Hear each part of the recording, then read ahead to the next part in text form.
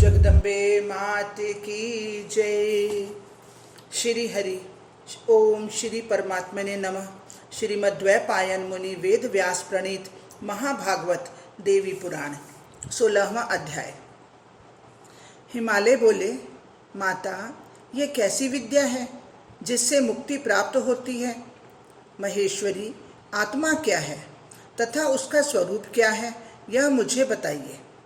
श्री पार्वती जी बोली, तात महामते सुनिए, संसार से मुक्ति दिलाने वाली जो विद्या है उसके स्वरूप का मैं संक्षेप में वर्णन कर रही हूँ। बुद्धि, प्राण, मन, देह, अहंकार और इंद्रियों से अलग शुद्ध और अद्वितीय चित्त स्वरूप आत्मा मैं ही हूँ, ऐसा पूर्णतः निश्चित है। जिस ज्ञान के द्वारा आत्मस्वरूप का सम्यक अवबोध होता है वही विद्या है और उसी विद्या को ध्यान भी कहा जाता है।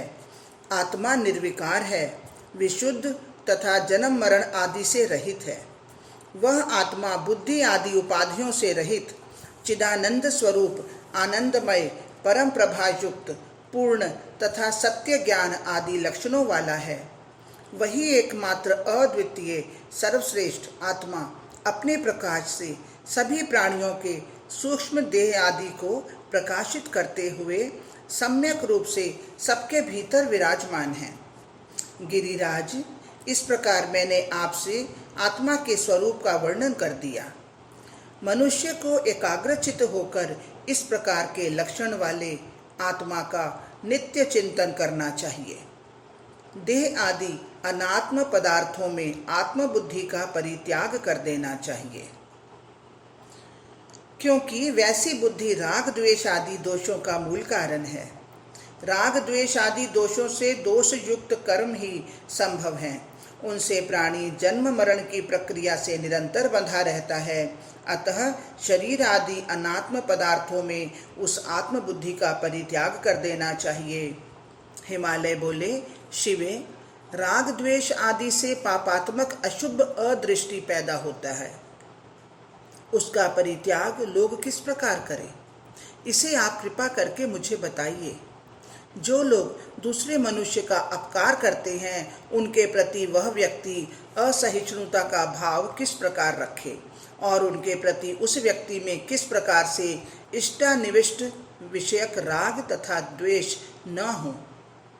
श्री पार्वती जी बोली, अपकार किसका किया गया, इस पर शीघ्र विचार करना चाहिए। उस पर विचार करने से द्वेष उत्पन्न ही नहीं होगा। 5 महाभूतों से मिलकर यह देह बना हुआ है, जिससे यह जीव स्वयं भिन्न है। यह शरीर या तो अग्नि के द्वारा जला दिया जाता है या शिवा यानी सियार आदि के द्वारा भक्षित कर लिया जाता है, किंतु आत्मा नहीं।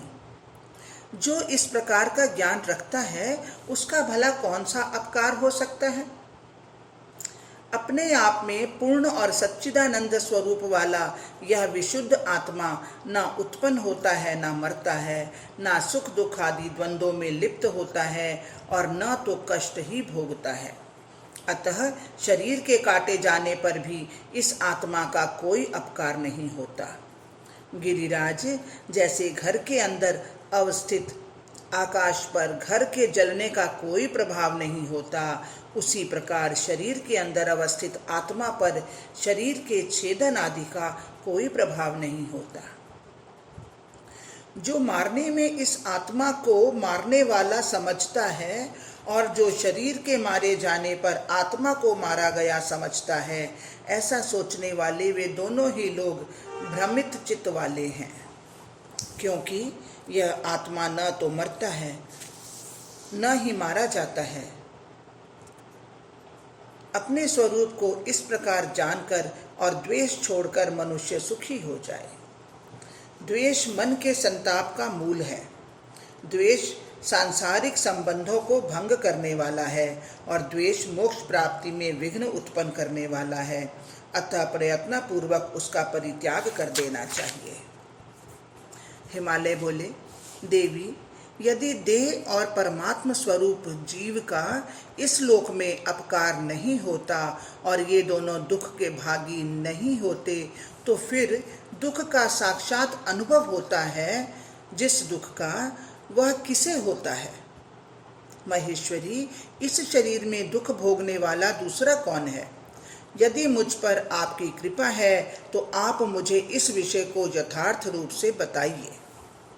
श्री पार्वती जी बोली, न तो इस देह को और न तो इस परमात्मा स्वरूप आत्मा को ही दुख होता है।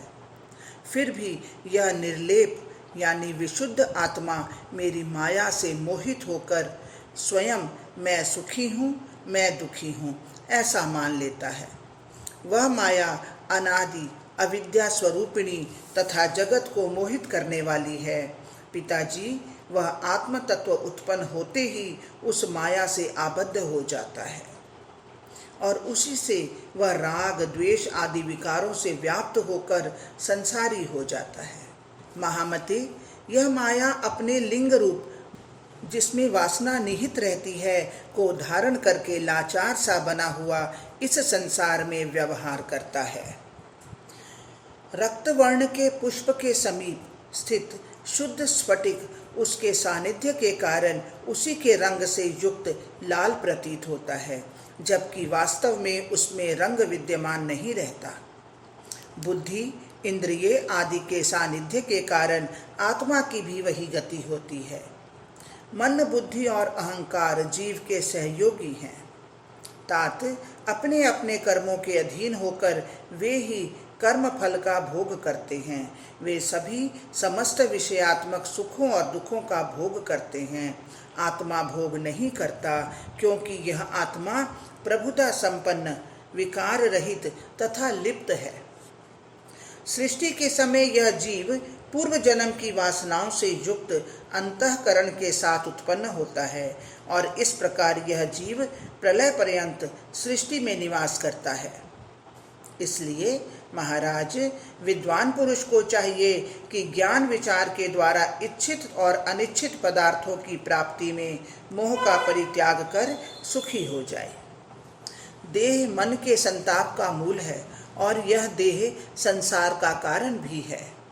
यह देह कर्म से उत्पन्न होता है और वह कर्म पाप और पुण्य भेद से दो प्रकार का होता है। राजेंद्र, उन्हीं पाप पुण्य के अंश के अनुसार जीव को सुख तथा दुख प्राप्त होते हैं। दिन एवं रात की भांति इन सुख और दुख का उल्लंघन नहीं किया जा सकता। स्वर्ग आदि की प्राप्ति की कामना करने वाला विधान पूर्वक पुण्य कर्म करके स्वर्ग प्राप्त करने के बाद ही शीघ्र ही कर्म से प्रेरित होकर पुनः मृत्यु लोक में गिरता है। अतः विद्वान को आसक्ति का त्याग करते हुए विद्याभ्यास में तत्पर रहना तथा सत्संग करके परम सुख की अभिलाषा रखनी चाहिए। हरिओम तत्सत, हरिओम तत्सत। इस प्रकार श्री महाभागवत महापुराण के अंतर्गत श्री भगवती गीतोपनिषद में ब्रह्म विद्या योग शास्त्र के अंतर्गत श्री पार्वती हिमालय संवाद में ब्रह्म विद्योपदेश वर्णन नामक 16वां अध्याय पूर्ण हुआ। बोलो जगदम्बे मात की जय।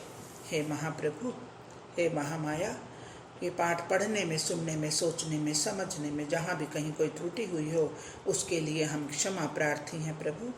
जो कुछ पढ़ा गया, सुना गया, सोचा गया, समझा गया, सब कुछ श्री कृष्ण अर्पणमस्तु। हे कृष्णा, आप इसे स्वीकार करें। जय जय श्री राधे, जय जय श्री राधे, जय जय श्री राधे।